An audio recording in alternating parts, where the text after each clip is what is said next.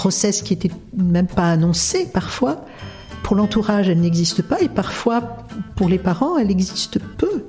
Mais il s'est quand même passé quelque chose qui vient les atteindre en profondeur. Systématiquement, cette question revient. Le retour au travail. La question du regard des autres, du jugement, du risque d'être jugé, des maladresses. Les pères qu'on entend disent « mais en fait, on me demande toujours des nouvelles de ma femme et moi, on me demande jamais comment je vais ». Salut les chefs, je suis Sophie Plumer et je vous souhaite la bienvenue dans cette 3e saison du podcast sur le thème de l'impact. Pour cette saison, je suis partie à la rencontre d'hommes et de femmes qui font bouger des lignes chaque jour à leur échelle, souvent avec douceur, toujours avec profondeur. Sans tabou, nous parlons de leurs projets, de leurs rêves, de leur rôle de chef, de leurs doutes aussi bien sûr et de la manière de les dépasser. Tel un mantra, chaque épisode démarre avec la même question. Ça veut dire quoi pour toi avoir un impact positif sur le monde ? Dans ce nouvel épisode, je reçois Christine Crotter, la vice-présidente de l'association Agapa. Agapa offre à tous et à toutes la possibilité de parler et d'être écoutés après une grossesse qui n'a pas été menée à son terme. En effet, les interruptions de grossesse, qu'elles soient naturelles ou non, sont fréquentes. Les fausses couches, comme on dit, concernent 20% des grossesses. L'arrêt d'une grossesse bouleverse des vies, parfois de manière plus forte qu'imaginée. Si on le comprend très bien dans la sphère personnelle, qu'en est-il dans la sphère professionnelle ? Car jusqu'à preuve du contraire, et même si ça serait plus simple, on ne dépose pas à l'entrée du bureau nos émotions. Elles nous accompagnent partout où nous allons. J'ai vécu l'an dernier une interruption naturelle de grossesse et j'ai ressenti un vide profond. Une tristesse immense que je n'avais jamais ressentie auparavant. Alors j'ai pensé à mon ancienne équipe et je me suis demandé si j'avais été à la hauteur quand certaines de mes collègues m'avaient annoncé l'arrêt de leur grossesse. J'ai pris conscience que j'avais été formée à tout un tas de pratiques de management, mais que cette situation-là, pourtant banale, je ne savais pas du tout comment la gérer. Alors j'ai eu envie de dédier un épisode de cette saison sur l'impact, sur le sujet de l'accompagnement au deuil périnatal et à l'arrêt de grossesse. Avec Christine, vous allez mieux comprendre ce qui se joue, l'impact sur le couple, et à quel point le retour au travail est une épreuve. Christine nous éclaire aussi sur les bonnes pratiques et les réflexes à adopter, qu'on soit la personne concernée, son ou sa manager ou son ou sa collègue. Une chose est importante dans cet épisode, on y parle de deuil, certes, mais on y parle surtout de vie, d'espoir et de liens humains. Donc n'ayez pas peur de l'écouter jusqu'au bout, les messages que porte Christine sont humanistes et optimistes. J'espère que cet épisode vous aidera à mieux vivre ou à mieux accompagner ces situations de deuil périnatal et d'interruption de grossesse. Agapa est une association formidable qui accompagne des familles partout en France. Ils ont beaucoup de ressources à notre disposition et dispensent même des formations, donc je vous invite à consulter leur site internet que je mets en commentaire. Je vous souhaite une bonne écoute de ma conversation avec Christine et je vous donne rendez-vous en fin d'épisode pour le débrief.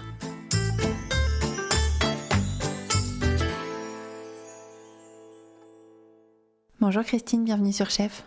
Bonjour Sophie, merci de me recevoir. Christine, dans cette 3e saison du podcast, je cherche à répondre à la question comment je peux en tant que chef impacter positivement le monde. Qu'est-ce que ça veut dire pour vous impacter positivement le monde ? Alors ça c'est une grande question. Telle que vous me la posez, je dirais que ce qui me paraît important et ce qui est au cœur de l'association Agapa, c'est de proposer un accompagnement, une écoute bienveillante, un espace où les personnes peuvent déposer leurs souffrances, leur mal-être, leurs questionnements, et où elles ont une personne qui est là pour mettre ses pas dans les leurs, voilà, leur offrir cet accompagnement et ce soutien. Et ça, je crois que le monde en a beaucoup besoin.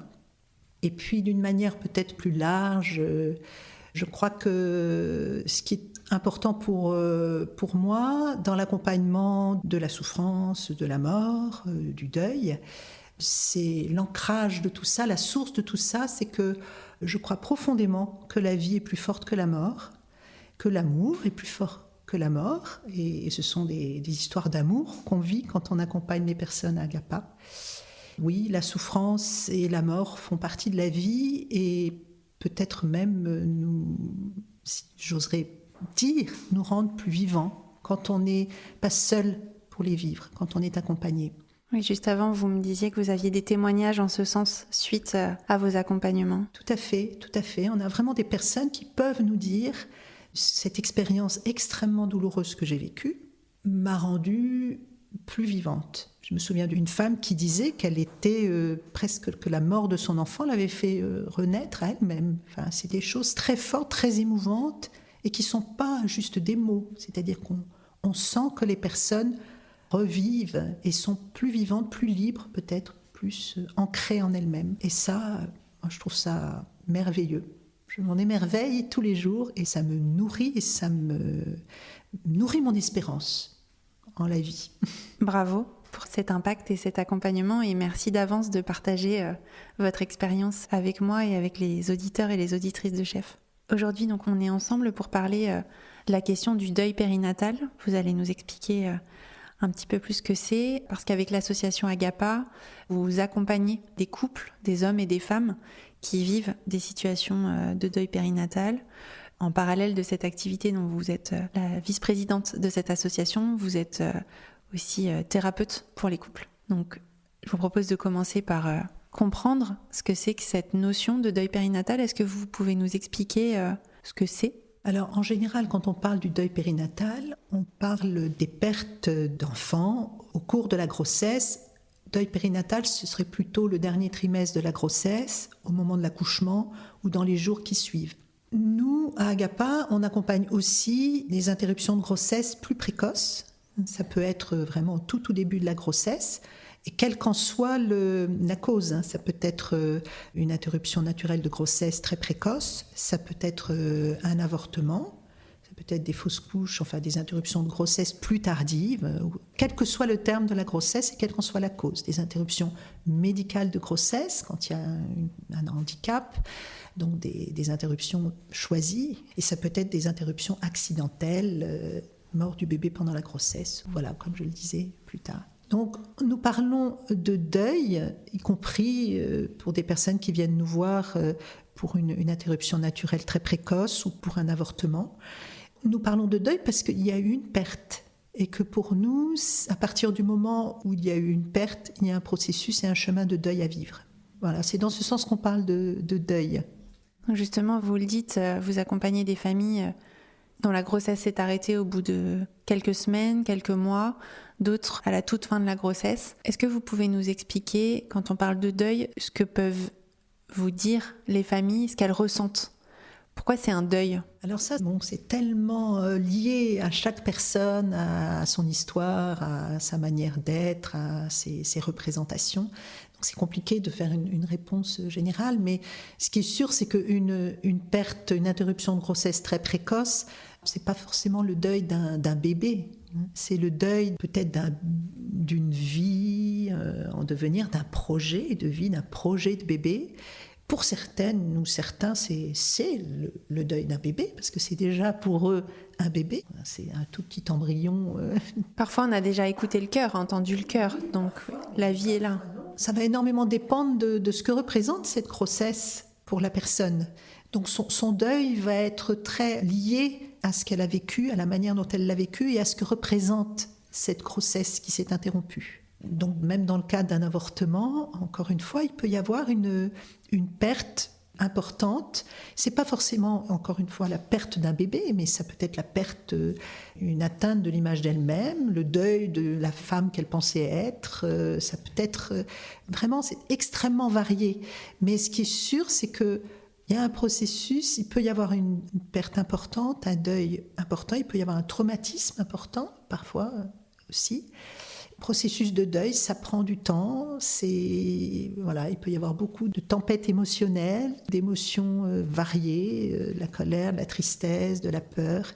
Il peut y avoir des mouvements de dépression aussi, de perte de goût à la vie. Et ça va être pour chaque personne une intensité différente, une manière différente de le vivre. Bien évidemment, nous accompagnons chaque personne là où elle en est, comme je le disais. On met nos pas dans ses pas. Justement, les personnes viennent vous voir chez Agapa quand elles ont vécu ces situations-là et qu'elles recherchent un accompagnement pour vivre au mieux et dépasser ce deuil. Tout à fait.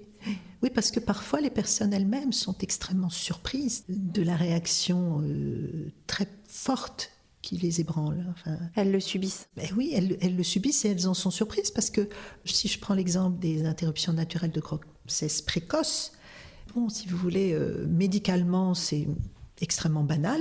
Énormément de femmes font des fausses couches. La femme, elle n'a pas, ou l'homme d'ailleurs, n'ont pas forcément eu beaucoup de temps déjà d'accueillir cette grossesse, de construire vraiment un projet, mais ils peuvent être extrêmement ébranlés par cette perte, en être très surpris et être perdus parce qu'ils ne comprennent pas. Quand vous perdez un père, une sœur, même un enfant, voilà, tout le monde comprend. On sait qu'il y a eu une perte dévastatrice et qu'on est dans le deuil. Quand c'est une grossesse qui n'était même pas annoncée parfois, pour l'entourage, elle n'existe pas et parfois, pour les parents, elle existe peu. Mais il s'est quand même passé quelque chose qui vient les atteindre en profondeur.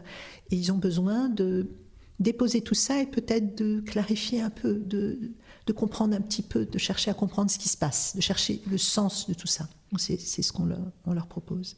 Je vous ai invité sur Chef pour parler de cette question dans un univers particulier qui est le monde de l'entreprise. Que disent les personnes que vous accompagnez, notamment les femmes, mais c'est aussi le cas du deuxième parent, des pères, qui, quand ils reviennent après une interruption de grossesse, quand ils reviennent au travail, qu'est-ce qui se passe chez eux ? En tout cas, qu'est-ce que vous en percevez ? Qu'est-ce qu'ils vous disent ? Là encore, ils peuvent nous dire des choses très variées, mais c'est sûr que c'est un sujet extrêmement important. C'est un sujet qui revient beaucoup. On anime aussi, on fait des accompagnements individuels, mais aussi des groupes de parole où systématiquement, cette question revient. Le retour au travail, soit sous forme d'appréhension, soit sous forme de difficulté à le vivre, parce que c'est parfois compliqué pour les personnes. Encore, évidemment, ça dépend de la perte qu'elles ont vécue, mais la question du regard des autres, du jugement, du risque d'être jugé, des maladresses qui sont malheureusement très fréquentes, et ça, toutes les personnes qui vivent ces pertes en témoignent. Les personnes qui vont, par gentillesse, pour être gentil, c'est toujours dans cet objectif-là, dire « mais t'inquiète pas », je pense aux fausses couches précoces, « t'inquiète pas, t'en auras un autre, de toutes les façons, il vaut mieux, c'est naturel, ce sont de toute façon des anomalies génétiques, donc il vaut mieux que t'aies fait une fausse couche ». Donc ça part évidemment d'un bon sentiment, mais la personne qui, elle, a perdu peut-être un projet de vie, peut-être pour elle, ça représente déjà un bébé, qu'on lui dise, ces phrases-là sont assez insupportables à entendre. Donc il y a cette appréhension d'intervention, de ne pas se sentir accompagné, écouté, et d'avoir comme ça des jugements ou des phrases qui sont blessantes. Donc il y a la réalité cette réalité-là que vivent les personnes, et donc déjà avant de reprendre le travail, donc il y a toujours cette crainte, cette appréhension, comment ça va se passer. Il y a aussi l'ambivalence des personnes qui à la fois ont besoin de parler de la perte qu'elles ont vécue et qui en même temps parfois n'ont pas du tout envie qu'on leur en parle. Et ça, j'en entends souvent des personnes, particulièrement, je dirais peut-être pour des bébés qui décèdent en fin de grossesse, au moment de l'accouchement.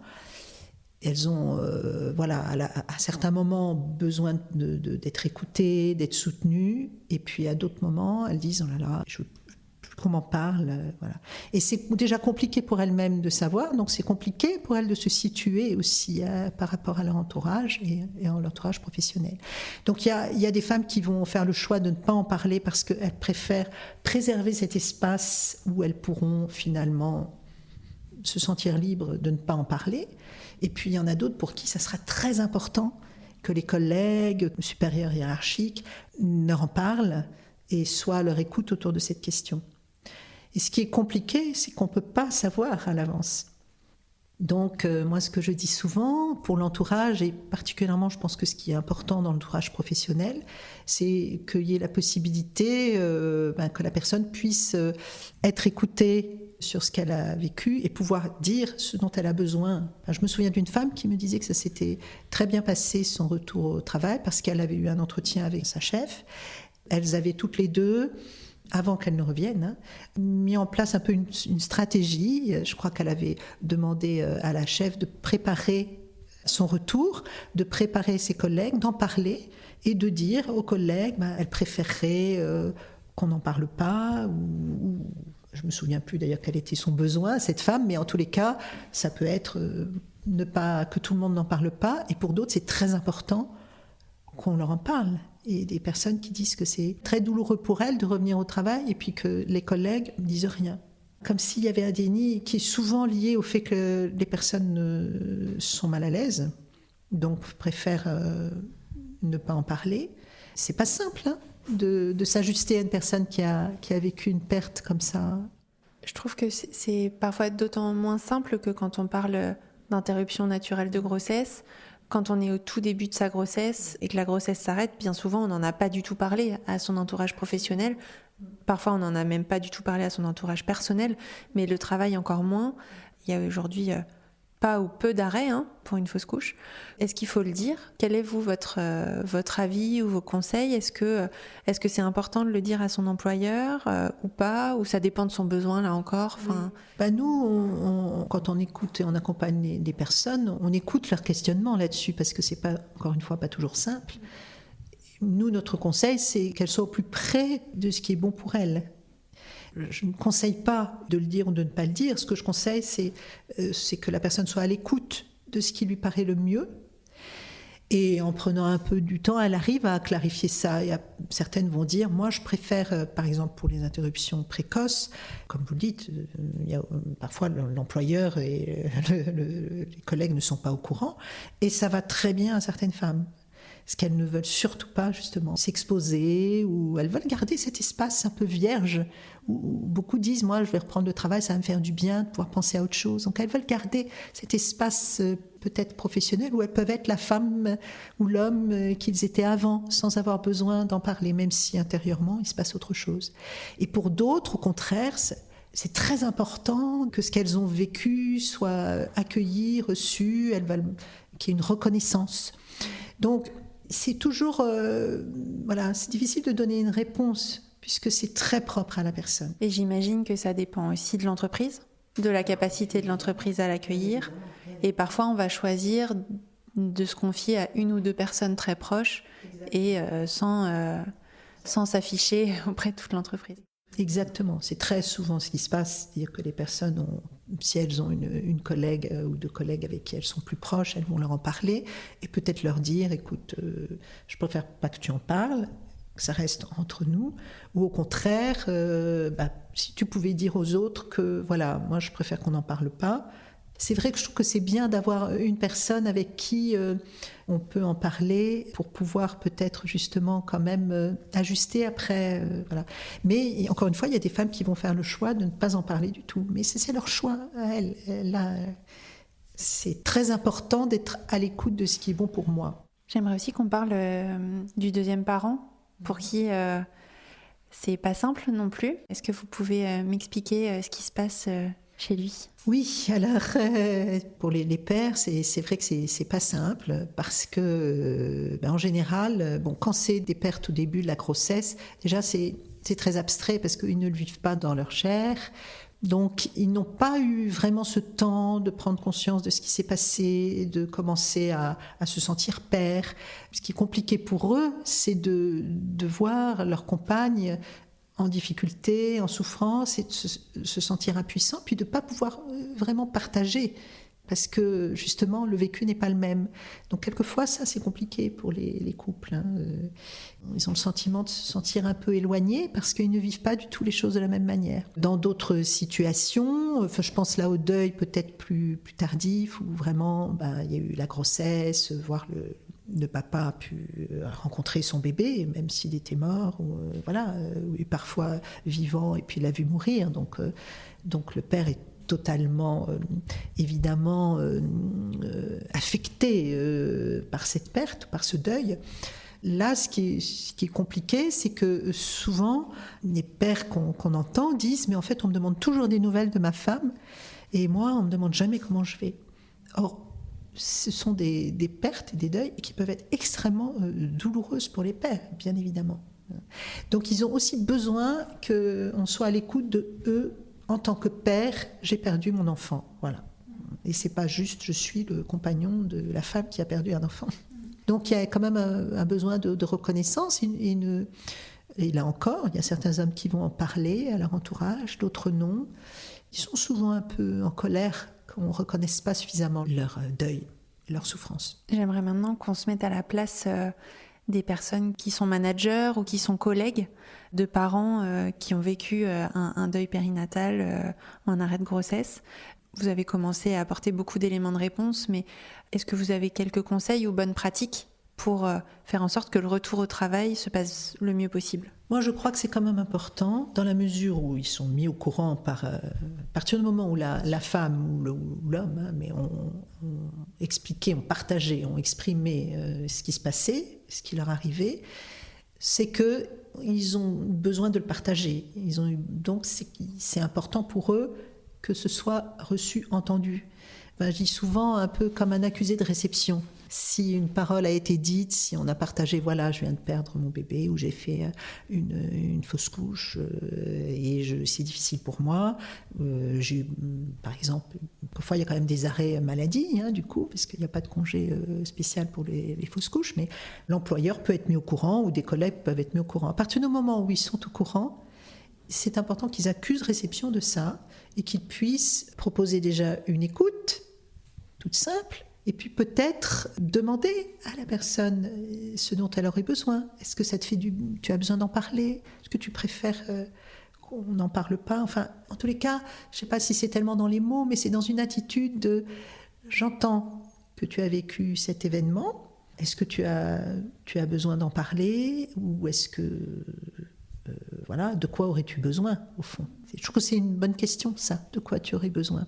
Parce que c'est vrai que quand les personnes l'ont dit et qu'il y a un silence derrière, ça les met souvent en souffrance et c'est souvent vraiment même beaucoup de colère parce qu'ils ont le sentiment de ne pas être accueillis dans ce qu'ils vivent. Je reviens sur ce que vous disiez tout à l'heure sur les phrases qu'on peut entendre. T'inquiète pas, t'en auras un autre, ça va passer, il y a plein de femmes qui vivent ça, etc. Je trouve que c'est deux choses différentes. Vous le disiez, c'est un deuil, c'est une perte d'un projet, etc.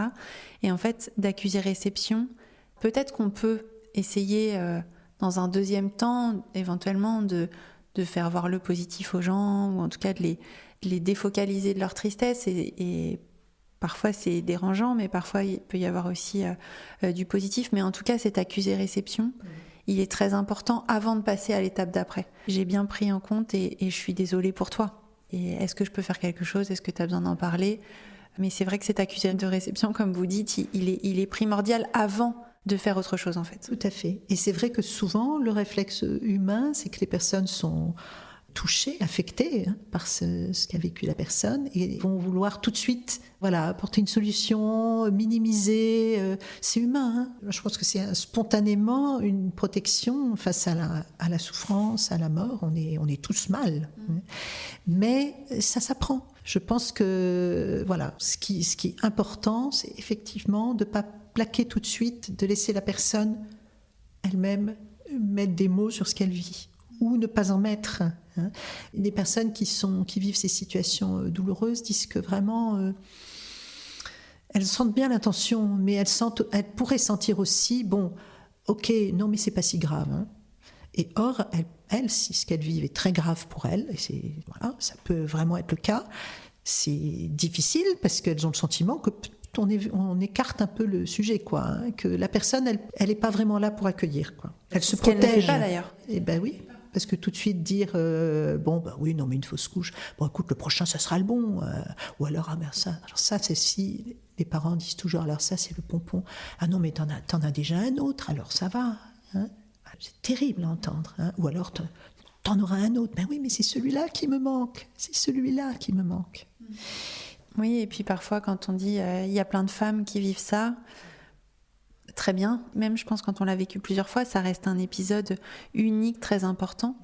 Quand on en avait parlé, moi j'ai vécu ça et quand j'ai compris que c'était le même processus qu'un deuil, ça m'a fait beaucoup de bien parce que c'est véritablement ça. Peu importe en fait le stade de la grossesse, c'est vraiment un deuil. Et donc quand on perd un parent, un proche, un ami, on dit pas t'inquiète pas, tu vas retrouver un copain, t'en as plein, ton copain est mort, tu vas retrouver un copain. Bah non, en fait, on s'excuse et puis on prend le temps d'accueillir. Et en fait, c'est la même chose pour moi avec un arrêt de grossesse. Comment se préparent les personnes, les couples à revenir au travail ? Se préparer, c'est déjà réfléchir, se poser. Est-ce que je suis capable ? Parce que il y a les délais légaux. Et puis, il y a la réalité de ce que vit la personne. Et un deuil, c'est pas... alors, ça va durer 6 semaines, et puis après, non, c'est pas du tout comme ça que ça se passe. Donc, chaque personne a un vécu de deuil propre, un chemin propre, un tempo propre. Et ça, nous, on le voit bien. Il y a des femmes pour qui c'est simple de reprendre le travail, c'est même qui y aspirent, parce qu'elles ont le sentiment de tourner en rond, elles ont le sentiment qu'elles ont besoin de reprendre pied à la vie, de se réancrer à autre chose. Et il y en a d'autres qui disent « je ne sais pas comment je vais y arriver, je ne sais pas comment je vais arriver à me concentrer ». Ne serait-ce que ça. Parce qu'on ne le dit pas assez, on ne parle pas assez du deuil, mais le deuil, psychiquement, c'est un bouleversement terrible qui fait que la concentration, pour certains, est impossible. Et c'est pas qu'ils ne le veulent pas, ou on n'a pas de maîtrise là-dessus. Donc, évidemment, ça dépend aussi du type de travail que l'on a, effectivement du cadre professionnel que l'on a. S'il y a beaucoup de bienveillance là où on travaille, on va se sentir plus à l'aise de reprendre que si c'est à couteau tiré et c'est un milieu très, très, très, qui n'est pas bienveillant. J'invite les personnes, enfin les femmes, à vraiment se poser cette question. Mais en toute, j'allais dire, authenticité, honnêteté, simplicité. Et de ne pas hésiter à en parler à leur médecin si elles ont besoin d'une prolongation. Certaines personnes, de toute façon, c'est une nécessité, parce qu'encore une fois, elles ont peut-être un type de travail qui nécessite un grand investissement, qui ne sont pas capables de reprendre. Voilà. Donc déjà, il y a ça. Après, préparer, mais ça peut être, c'est se poser la question. Qu'est-ce que je préfère ? Est-ce que j'ai envie d'en parler avec mes collègues, ou est-ce que je préfère que ça reste secret, que peut-être j'en parle qu'à une personne? C'est de se poser ces questions-là. À qui j'ai envie d'en parler ? Quelles sont les personnes qui ne sont pas forcément toujours les plus proches, mais des personnes en qui on a confiance, ou dont on sait qu'elles ont pu vivre une expérience similaire. Je trouve que c'est intéressant de se préparer, de se réfléchir à ça. Est-ce qu'il y a une personne où je sens que si je ne suis pas bien à mon travail, je sais que cette personne-là, je pourrais lui en parler. Et puis, du coup, c'est ça, se préparer. Ça peut être appeler en amont, ça peut être aller déjeuner avec les collègues aussi pendant le congé pour déjà aborder la question pour pas que ce soit le jour où je reprends, que j'aborde tout ça, où il y a trop d'enjeux. Donc ça peut être ça, se préparer. Ça peut être, comme je le disais tout à l'heure, dire écoute, je te charger une personne d'être mon porte-parole et de pouvoir préparer, dire c'est important pour elle que vous lui en parliez. Elle aime autant que vous lui demandez si elle va bien, évidemment, lui demander si elle a besoin de quelque chose, comme on le disait tout à l'heure, ou au contraire, elle préfère qu'on n'en parle pas. C'est elle qui décidera si elle a envie d'en parler. C'est important de poser tout ça en amont et de le préparer de cette manière-là. Faire appel au relais proposé par l'entreprise. Parfois, il y a des psychologues aussi dans certaines structures. Puis pouvoir en parler avec aussi son manager ou son chef, si c'est possible, parce que, quelquefois, lui, de toute façon, est forcément au courant. Mais en tous les cas, oui, le préparer en amont. Se poser ces questions-là pour pouvoir ne pas arriver le jour J et se prendre en pleine figure soit le silence total, soit les petites phrases, soit des personnes qui sont « oh là là, ça doit être tellement dur ». Il y a aussi ça, il y a des personnes qui minimisent et puis il y a des personnes qui exagèrent. Donc, Là, on a parlé beaucoup des individus, de l'impact personnel que ça peut avoir. J'aimerais aussi avoir votre avis sur la capacité des entreprises à accueillir ces événements qui sont quand même nombreux dans la vie des hommes et des femmes en fait. Quand on sait qu'il y a effectivement 25% ou plus des grossesses qui s'arrêtent de manière précoce et jamais dans des bonnes conditions en fait, c'est pas neutre en fait pour l'entreprise. Est-ce que vous avez un avis, une idée sur la manière dont les entreprises peuvent s'emparer de ce sujet-là ? Je pense que ça rentre déjà dans le cadre plus large du deuil, parce que évidemment il y a aussi tous les autres deuils. Il y a beaucoup d'associations, de collectifs d'associations dont nous faisons partie, qui sont déjà plus largement pour la reconnaissance du deuil et une meilleure connaissance aussi du deuil, qui est, comme je le disais tout à l'heure, peut-être une question un peu évacuée, qu'on évite d'affronter. Or, je crois que voilà, le deuil fait partie de nos vies. On est tous endeuillés à un moment donné. Et donc, il y a déjà cette meilleure connaissance du processus de deuil, avec ces moments de tempête émotionnelle, de dépression, qui ne sont pas la dépression maladie, qui ne sont pas une maladie, qui sont une réaction à la perte et au deuil. Le temps nécessaire, toutes ces phases par lesquelles on passe avant de pouvoir être dans la reconstruction et le réinvestissement de la vie. Je crois que les entreprises, elles devraient connaître ce processus de deuil général qui concerne tous les types de deuil. Il est même d'ailleurs question, il y a des collectifs et des associations qui militent un peu pour qu'il y ait des référents deuil, des personnes qui aient eu une formation autour de la question du deuil et qui soient au sein des entreprises une personne référente deuil. Alors, quand il y a une psychologue, un médecin, ça peut être lui, mais ça peut être n'importe quelle personne de l'entreprise qui se serait un peu spécialisée et formée à cette question, et qui sera celui qu'on ira voir quand il y a un deuil, une personne endeuillée.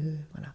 Vous voyez, tout ça, je trouve que ça, c'est vraiment important, parce que le deuil périnatal rentre dans cette question du deuil plus large. Et là, on est vraiment tous concernés par ce sujet. Tous concernés, tous à un moment donné.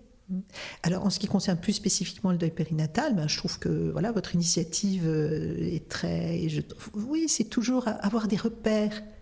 C'est pas forcément des trucs hyper théoriques, c'est tout simple, mais avoir des repères. Vraiment, la question des interruptions naturelles précoces, je trouve qu'elle est particulièrement frappante parce qu'il y a une grande méconnaissance. Spontanément, tout le monde pense c'est pas grave.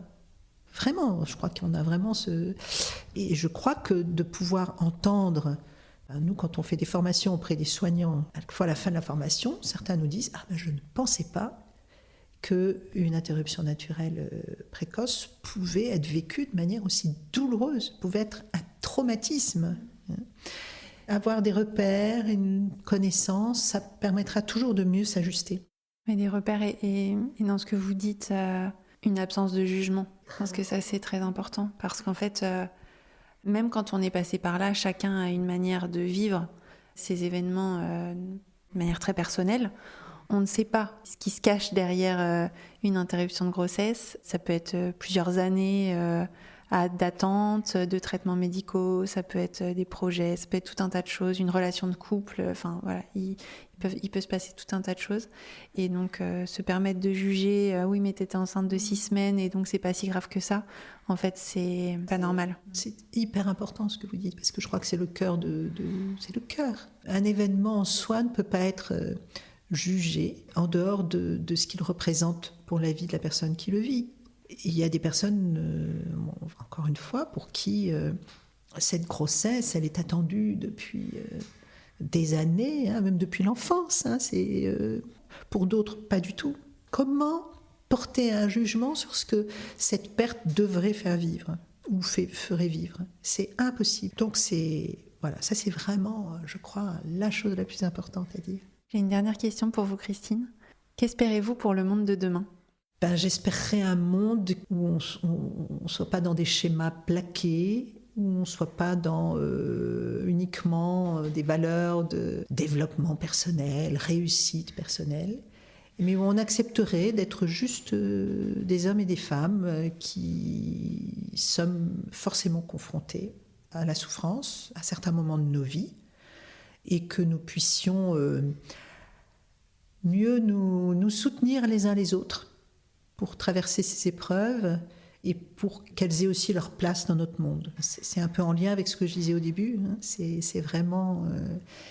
on a humainement, je crois, tendance à faire des généralités, à avoir des pensées comme ça, toutes faites. Chaque personne est unique et qu'en même temps, on a tous besoin les uns des autres. On est quand même des êtres de relation avant tout. Donc ce qui est révoltant, c'est de se dire que la solitude où l'incompréhension ou le manque d'attention rajoute de la souffrance à la souffrance. J'aimerais bien que tout ça, ça n'existe plus. Et c'est ce que vous faites à votre échelle avec Agapa, en tout cas, vous permettez de l'écoute et du lien. Oui, absolument, du lien, parce qu'il n'y a que comme ça qu'on avance. Merci beaucoup, Christine. Merci, Sophie. Alors, qu'avez-vous retenu de ma conversation avec Christine Crotter ?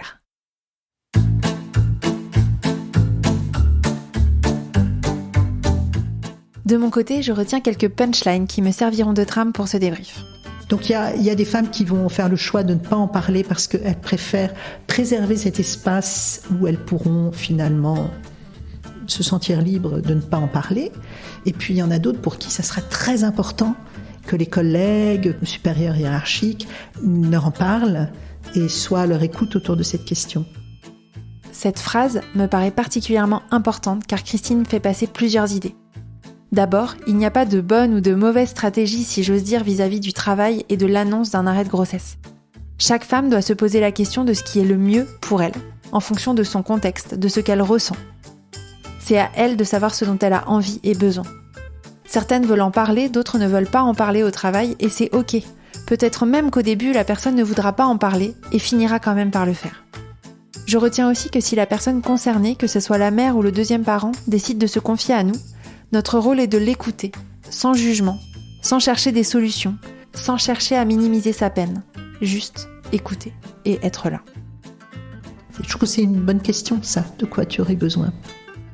S'il n'y a peut-être qu'une seule chose à retenir de cet épisode, c'est cette question. De quoi aurais-tu besoin ? Si vous êtes la personne endeuillée, c'est intéressant de se la poser pour soi-même, pour mettre des mots sur notre état et notre besoin, ou éventuellement constater qu'on ne sait pas vraiment de quoi on a besoin.